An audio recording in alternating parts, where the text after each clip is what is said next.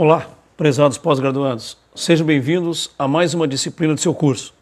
Nesse primeiro momento, entendemos ser importante apresentarmos rapidamente a disciplina de Metodologia do Ensino Superior. Assim você poderá compreendê-la e, consequentemente, absorvê-la de forma mais consciente e interessante, ok? É frequente ouvirmos em sala de aula alguns questionamentos dos alunos sobre o significado da disciplina de Metodologia do Ensino Superior, sua importância, enfim, em que sentido essa disciplina pode ser útil em cursos não ligados às áreas de educação? Essas dúvidas são pertinentes, pois para a maioria desses alunos, ser professor não é um desejo naquele momento. Então algumas dúvidas aparecem. Por que vou estudar as disciplinas de metodologia do ensino superior? Por que geralmente ela está presente em todos os cursos de pós-graduação? Bem, para responder essas perguntas, certamente precisaríamos de um tempo maior, mas tentarei resumir em poucas palavras.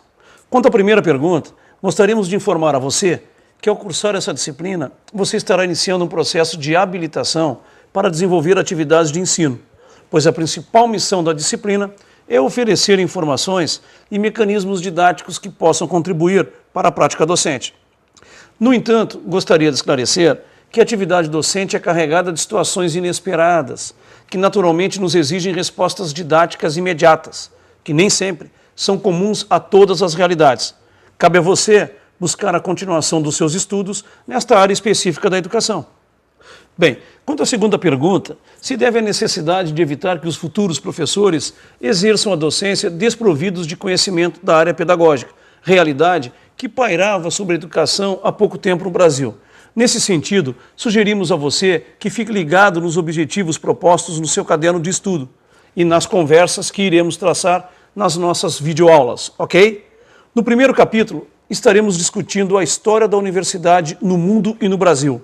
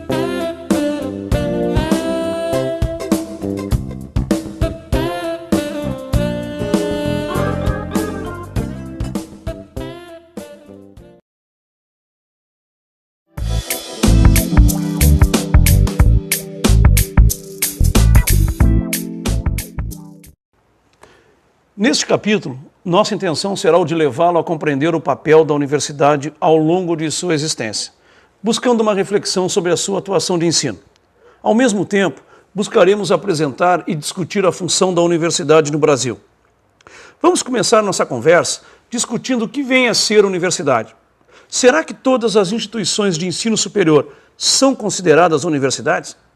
As organizações de ensino superior estão organizadas em universidades, centros universitários e faculdades. No Brasil, por exemplo, são consideradas universidades somente aquelas instituições de ensino que estão alicerçadas nos seguintes pilares: ensino, desenvolver um ensino de qualidade; pesquisa, dar propostas por intermédio da investigação científica às necessidades da região onde está inserida; e extensão, prestar alguns serviços essenciais às suas comunidades, como ambulatórios médicos, assistência jurídica, etc. Bem, as instituições superiores que se destinam ao ensino e à extensão são consideradas, respectivamente, faculdades ou centros universitários. Na verdade, a grande diferença entre elas é a ação voltada para a pesquisa. Outro assunto que merece destaque nesta unidade é a história da universidade. É interessante recordar que as primeiras universidades não possuíam fins de pesquisa. O seu surgimento teve por finalidade a substituição das antigas escolas cavaleirescas, destinadas à formação de homens guerreiros, frutos daquela época. Época marcada por guerras, pestes, fome e escura do ponto de vista do avanço da ciência. Nesse período, a prática docente era rígida e alicerçada no conteúdo e não na investigação. De certa forma, contribuíam para a manutenção do status quo. Você percebeu que no seu surgimento a universidade tinha fins distintos do de hoje? Para o historiador Blaine, que escreveu recentemente uma breve história do mundo, considerado um best-seller internacional, o surgimento da universidade no século XII contribuiu para os avanços na ciência e na construção de um novo mundo, calcado na racionalidade e na investigação científica. Na verdade, um novo modelo de se pensar as escolas de ensino superior. Vale destacar dois aspectos sobre o contexto do surgimento da universidade. Primeiro, prezado estudante, é compreender que a universidade surge num momento de ebulição intelectual e transformação cultural europeia. A burguesia, classe social emergente, necessitava de novos conhecimentos para dinamizar suas atividades mercantis, e a reestruturação das escolas será vital para o seu desenvolvimento. Segundo aspecto a ser considerado é o fato da Igreja não desaparecer do cenário da educação. Sua atuação continuará muito presente, porém não mais como detentora exclusiva das verdades científicas. Novas verdades virão à luz. Vale lembrar que as primeiras universidades surgiram na Idade Média, período em que a terra era o bem mais valioso, portanto, os mais ricos eram os donos das terras. Era a sociedade dos chamados senhores feudais. Temos certeza que você já ouviu falar deles. Nessa estrutura social, só frequentavam as universidades os mais nobres, portanto, os providos de terras. Os demais amarguravam no trabalho diário. Em outras palavras, somente os filhos dos ricos frequentavam os bancos das salas de aulas das universidades. Bem, os professores, você já sabe quem eram, não é mesmo? Correto, eram os padres. Bem, para finalizarmos este capítulo, é importante destacar que, no caso do Brasil, as universidades remontam à chegada de Dom João VI, rei de Portugal.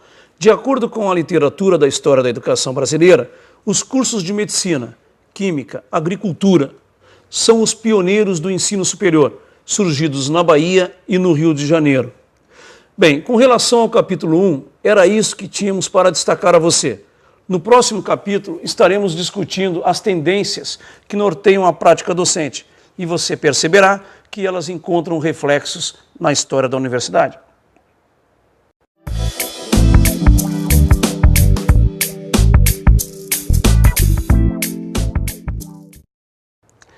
Nossa intenção neste capítulo é discutir o quanto as práticas pedagógicas atuais encontram raízes na história da pedagogia, isto é, apontar as diferentes maneiras do professor se relacionar com os conteúdos, conhecimentos e com seus estudantes. De acordo com o que você pôde observar na sessão anterior, a universidade é fruto de um processo que visou atender a múltiplas mudanças sociais, políticas, econômicas e culturais ocorridas na Europa. Os reflexos históricos das primeiras universidades, tanto na sua estrutura de funcionamento administrativo quanto pedagógico, ainda mostram seus reflexos. Até os dias de hoje, a maneira como o professor encara o processo pedagógico está muitas vezes relacionado a uma formação acadêmica que apresenta fortes traços de uma época distante. Em outras palavras, a forma de um professor encarar a sala de aula, seus estudantes, seus conteúdos e até mesmo seus colegas encontra raízes na sua formação escolar. Na verdade, a relação de um professor com seus estudantes só pode ocorrer de duas formas. Unilateral, onde o professor fala e o aluno escuta, ou multilateral, onde o professor e aluno se comunicam, refletem, discutem, formulam e reformulam convicções, conceitos, conhecimentos, etc. Trata-se, na verdade, da chamada educação bancária, em que o professor é transmissor do saber e a educação problematizadora, em que o conteúdo programático não é a única fonte de estudo. O diálogo permanente entre alunos e professores se faz presente. Para tornar mais inteligível o que observamos aos parágrafos anteriores, iremos a seguir apresentar algumas das tendências pedagógicas que norteiam a prática docente. São geralmente classificadas em 4 grandes grupos: tradicionais, pois se trata de um modelo educacional que remonta às origens do ensino escolar e que certamente você já vivenciou alguns de seus reflexos. Rigidez, autoritarismo e ambiente austero são algumas das características presentes. O tecnicista, essa tendência é mais recente no Brasil. Remonta o processo de industrialização, século XX, período em que se fez necessário a formação de profissionais para o mercado de trabalho. Você já deve estar imaginando que características marcam essa tendência. Afinal, as escolas técnicas são muito presentes até hoje. A transmissão dos conteúdos e a organização racional da sala de aula são algumas das características dessa tendência. Libertário. Trata-se de uma tendência mais recente, não aparece com frequência. Ela exige muito preparo e compromisso do professor e do aluno. O objetivo é articular a sala de aula e tudo o que acontece nela à realidade vivida. Os professores e alunos devem atingir um nível de consciência da realidade em que vivem na busca da transformação social. O grande educador brasileiro responsável pela difusão dessa tendência foi Paulo Freire.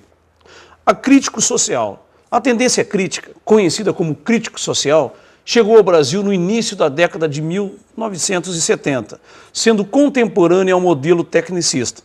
Prezado estudante, esta tendência é muito semelhante à anterior. Talvez a diferença mais marcante é o fato desta preocupar-se em compreender o mundo por intermédio da reflexão, enquanto a anterior busca, em conjunto com a reflexão, a transformação desse mundo. Pois é, fazendo um retrospecto de sua vida acadêmica, seus professores seguiam uma tendência tradicional, tecnicista, libertária ou crítico social dos conteúdos.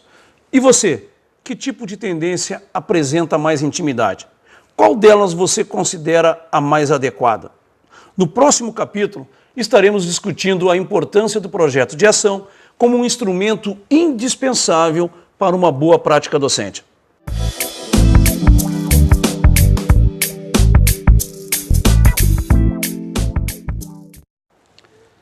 Neste capítulo, nossa intenção é levá-lo a perceber a importância de um projeto de ação na vida diária de um professor. Vivemos na chamada sociedade do conhecimento e da informação. E nesse universo de conhecimento, informação e transformação constante, situa-se a educação escolar. E é nessa lógica que torna-se necessário compreender que a sala de aula é formada por uma diversidade de comportamentos e pensamentos que impõem cotidianamente mudanças na forma do professor se relacionar com seus estudantes e com seus conteúdos. O professor transmissor e o estudante receptor de conteúdos entraram em falência na última década do século passado. Ao professor não basta saber transmitir conteúdos, é preciso saber promover a compreensão desses conteúdos. Não basta saber, é preciso saber fazer. Sobre o projeto de ação, vamos ver o que diz o professor com larga experiência na área da gestão, Everaldo Silva, mestre em desenvolvimento regional e doutorando em sociologia. Sem dúvida que o planejamento das atividades de ensino, chamado pelo professor Manuel de plano de ação, são indispensáveis no cotidiano do professor. É preciso compreender que a atividade diária de um professor, necessariamente, deve ser orientada por um conjunto de teorias e, via de regra, por uma prática. Entendemos a parte teórica como sendo o arcabouço teórico acumulado. Não é durante os anos de academia, mas também durante a vida profissional, resultante de leituras, cursos de aperfeiçoamento, participação em seminários, etc. A atividade prática corresponde à ação orientada por essa teoria, ou seja, a busca constante pelos caminhos mais eficazes para tornar os conteúdos acessíveis aos estudantes. É a chamada transposição didática. Na verdade, o professor precisa ter clareza da sua ação. A consciência permanente da existência dessas duas dimensões, teoria e prática, nos permite vislumbrar que a atividade docente não é uma atividade exclusivamente prática ou teórica, e tampouco concebida numa realidade rotineira. Menos ainda numa ação isolada do professor, que em sua casa ou na sala dos professores desenvolve seu projeto a partir de uma realidade que ele imagina encontrar. Ao bem da verdade, o dia a dia da sala de aula, independentemente do grau de ensino, é muito diferente. As realidades são mutáveis e os desafios permanentes. É nesse contexto que entendemos a elaboração de um projeto de ação. Ele deve ser produto de um desejo coletivo, envolvendo estudantes, professores e comunidade. Por isso, deve ser concebido no próprio espaço em que será aplicado, isto é, a sala de aula. Em outras palavras, o professor Everaldo alerta para a importância da articulação entre o projeto de ação e a realidade escolar. O sucesso de um projeto só é possível se estiver de acordo com os anseios do público para o qual ele será direcionado.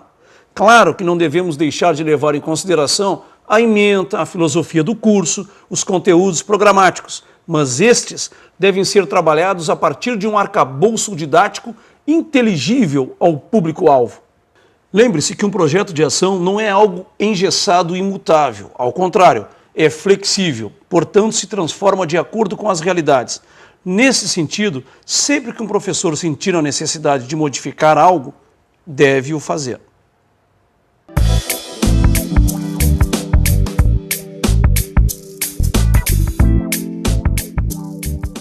Julgamos esse capítulo extremamente importante para todo professor que busca diversificar seus métodos de ensino.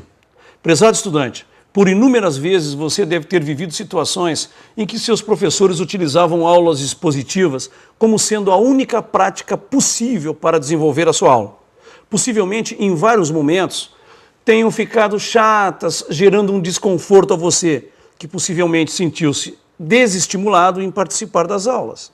Lembre-se, durante nossas reflexões no caderno de estudos, procuramos mostrar a você que a prática de ensino do professor é muitas vezes um reflexo de sua formação. Aqui iremos ressaltar alguns instrumentos metodológicos que poderão auxiliar na prática de ensino do professor e, ao mesmo tempo, contribuir para que o professor não perceba na aula expositiva o único procedimento de ensino possível na construção do conhecimento. No entanto, gostaríamos de registrar que as aulas expositivas são necessárias e muitas vezes desejadas pelos estudantes. Dessa forma, não devemos olhá-la com preconceito. Vamos ouvir o que o professor Janes Tomelin tem a dizer a respeito disso? No meu entendimento, a aula expositiva é uma das práticas mais utilizadas pelos docentes ainda hoje. E é importante registrar aqui que a aula expositiva não é um instrumento metodológico anacrônico e tampouco autoritário, arbitrário por si mesmo. Do ponto de vista da prática, não é.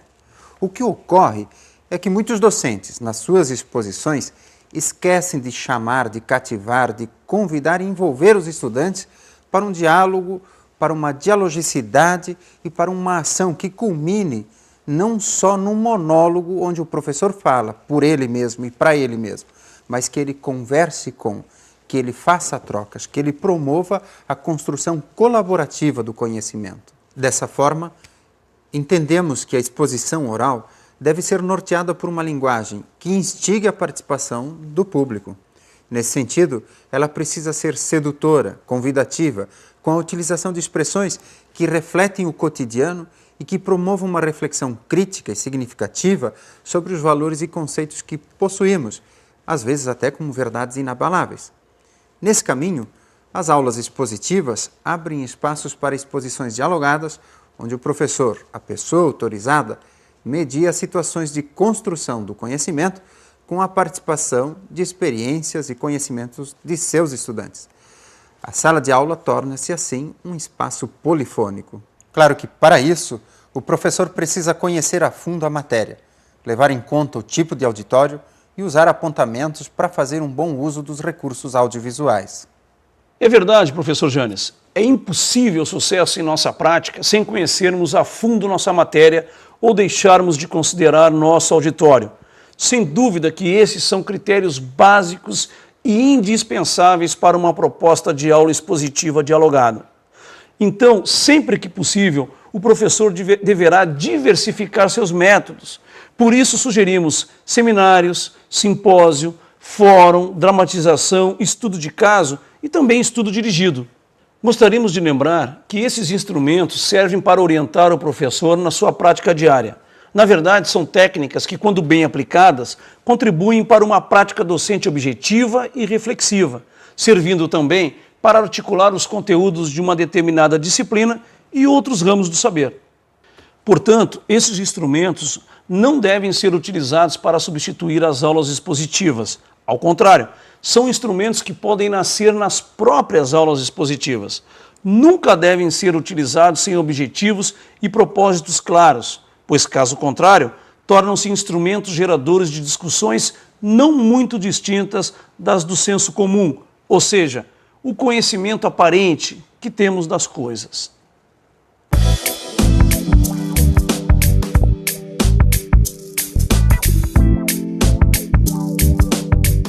Agora, para destacarmos alguns pontos importantes do capítulo 5, que trata de um tema muito parecido com o do capítulo anterior.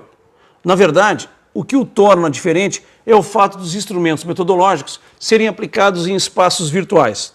Assim, nesse capítulo, nossa intenção será articular ações pedagógicas utilizando instrumentos de comunicação que compreendem desde a oralidade até ferramentas online, com vistas à sua aplicabilidade às práticas de ensino à distância. Prezado estudante, conforme anunciamos em seu caderno de estudos, a sociedade do século XXI vive numa parafernália tecnológica que, de certa forma, facilita as nossas ações diárias. Sem dúvida, nos comunicamos com maior rapidez que em tempos passados. Pare e se pergunte, você conseguiria viver numa sociedade sem a existência da internet e seus afiliados, como computadores, celulares, webcam, por exemplo? É quase impossível, não é mesmo? Para grande parte das necessidades humanas, encontramos soluções na internet. Além de buscar ou gerar informações e entretenimento, é possível você interagir com pessoas longitudinalmente distantes, filhos, tios, primos, irmãos, pais, mães, etc. O Messenger e o Skype são exemplos de interação em tempo real, com som e imagem. Incrível, não? Pois é, isso é muito bom, mas sua utilização deixou de ser uma ferramenta de uso exclusivamente pessoal e passou a ocupar espaços de natureza acadêmica e científica, portanto em benefício coletivo. Chegou aos hospitais, bancos, instituições de crédito e, claro, nas esferas escolares, sobretudo nas universidades. Nesse contexto, é imprescindível que os docentes, aqui em especial do ensino superior, passem a conhecer e utilizar esses espaços virtuais como parte do processo de ensino e aprendizagem. Eles podem ser grandes parceiros do professor, uma vez que a interação professor-estudante deixa de ocorrer em espaços exclusivamente escolar, isto é, a sala de aula. Vamos ver o que o professor de informática Marcelo Ferrari tem a dizer sobre o ambiente virtual de aprendizagem. O AVA, como é conhecido o ambiente virtual de aprendizagem, tem vários objetivos. Entre eles, podemos citar: oferecer possibilidade de exercer novas práticas pedagógicas e, consequentemente, aplicando-as paralelamente às práticas tradicionais. Socializar práticas de ensino, como atividades de pesquisa ou avaliações. Construir um espaço de interação entre os participantes. Servir como ferramenta de pesquisa. Possibilitar a troca de experiência entre diversas áreas de conhecimento. Vamos citar alguns softwares que dão suporte a atividades educacionais de forma virtual. O Teleduc, o Solar, o Sócrates, dentre outros. É preciso registrar que o grau de maturidade do estudante é fator indispensável para a interação e o sucesso no uso dessa ferramenta no processo de ensino-aprendizagem. Podemos afirmar que o AVA é mais uma novidade tecnológica a serviço da gestão do conhecimento. Convido você a conhecer mais essa ferramenta virtual de auxílio à aprendizagem. Bem, vamos rapidamente relembrar alguns instrumentos virtuais presentes no AVA. O chat é uma ferramenta de comunicação via internet que possibilita a interação em tempo real entre duas ou mais pessoas. É informal e atrativo. O quiz, que funciona como uma espécie de enquete, questionário, formulário de perguntas. Uma característica muito interessante desta ferramenta é o fato dela corrigir automaticamente as respostas, pois o programa permite esta operação. A webconferência, sem dúvida, a mais eficiente na construção do processo de socialização de experiências escolares, pois permite, em tempo real, a interação entre os participantes de diversas regiões do país e do mundo simultaneamente. O Fórum, um espaço virtual de discussões, onde o professor pode estar trabalhando temas polêmicos. Esta ferramenta pode ser utilizada por 2 ou mais pessoas, que não necessariamente precisam estar online, pois as discussões não ocorrem em tempo real, facilitando o acesso daqueles que podem estar online na hora do chat. É importante que você compreenda que o AVA, bem como suas ferramentas, é um instrumento que serve para auxiliar o professor na sua prática de ensino e aprendizagem. Portanto, não substitui, e em algumas situações, não substitui também a sala de aula, ok?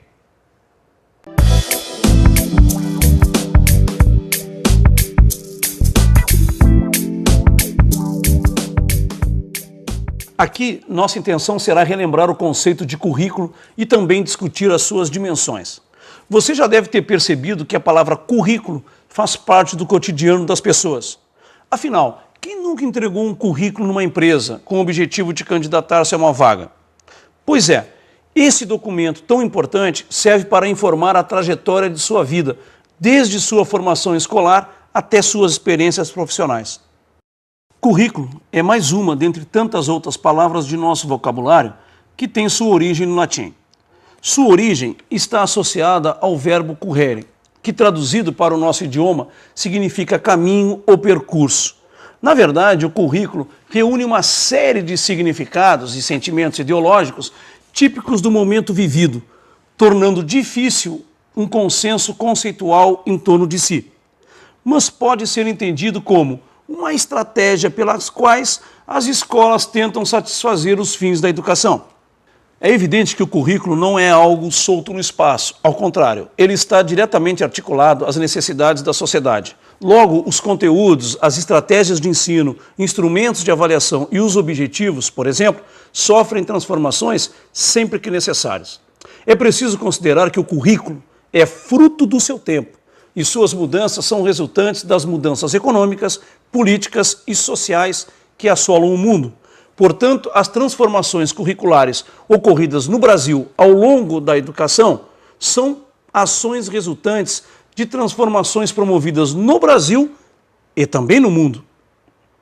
Assim, é necessário compreender que tais ações não são eleitas na subjetividade de uma instituição, pessoa ou comunidade, tampouco somente aquilo que está escrito no currículo, documentado, é que poderá ser realizado e vice-versa.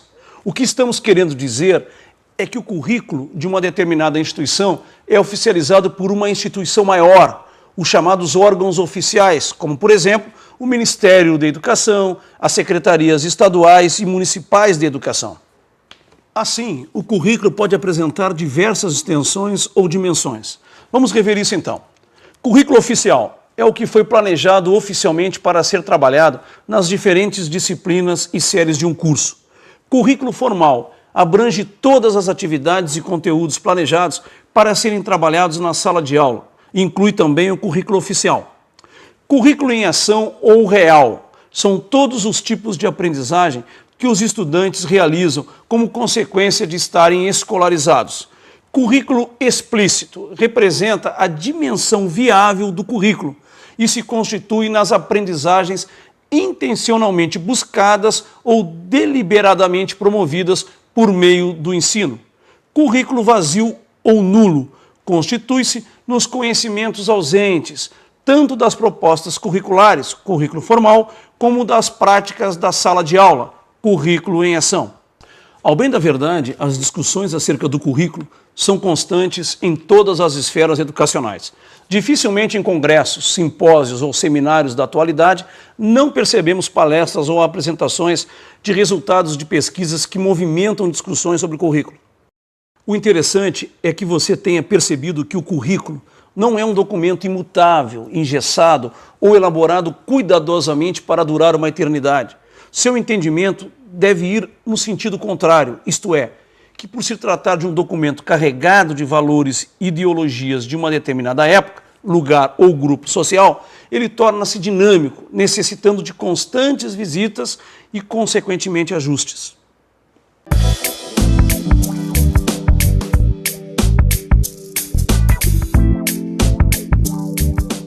Nossa intenção aqui será o de identificar na avaliação um instrumento que mensura o processo que envolve desde a prática docente como a discente. Ao mesmo tempo, orientar na elaboração de um instrumento avaliativo coerente na forma e também no conteúdo. Certamente a expressão avaliação não é estranha a você, não é mesmo? Aliás, você já deve ter perdido as contas do número de vezes que ouviu esta expressão. Afinal, avaliar é algo que faz parte da rotina do ser humano? Mas avaliação é também sinônimo de prova?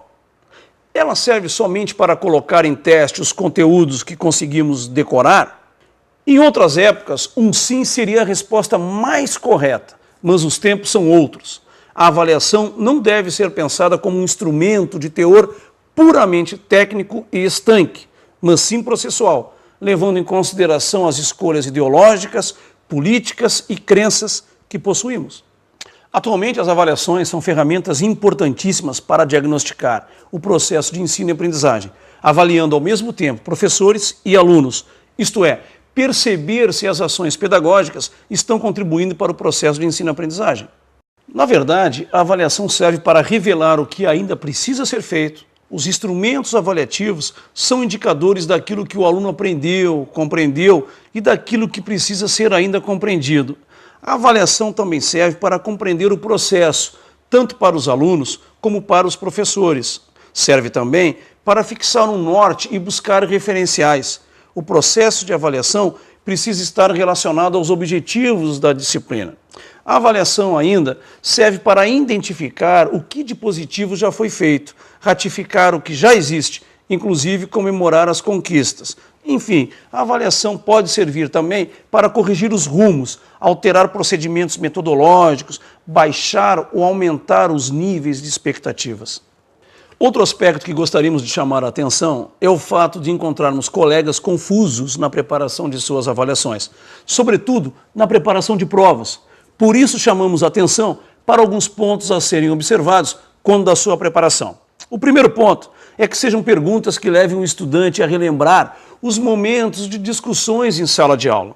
O segundo, pontuar cada questão, para que tanto os professores como os estudantes tenham clareza de sua pontuação. Outro aspecto é que a linguagem escrita seja clara e objetiva. Outro, que os conteúdos cobrados sejam resultantes não só das bibliografias adotadas, como também das construções e discussões de sala de aula, contribuindo, inclusive, para novas reflexões. Gostaríamos de reforçar que a avaliação não é um instrumento que encerra na simples aplicação de uma prova, ou tampouco serve para mensurar o que o aluno conseguiu memorizar. Entendemos que a avaliação é um processo de ensino e aprendizagem contínuo e cumulativo, portanto deve servir para vislumbrar a aprendizagem de cada estudante em relação à programação curricular. Deve ter caráter investigativo e não se limitar a transcrições de informações repassadas pelo professor. Bem, chegamos ao final de nossa videoaula. Nosso desejo foi o de apresentar a você os temas que serão abordados durante o seu caderno de estudos. Sinceramente, esperamos tê-lo estimulado a prosseguir seus estudos. Ao ler seu caderno, nunca esqueça que a atividade docente é carregada de situações inesperadas. Portanto, nunca poderemos dizer que somos professores prontos e acabados, mas sim que nos construímos professores a cada dia. Um abraço e bons estudos.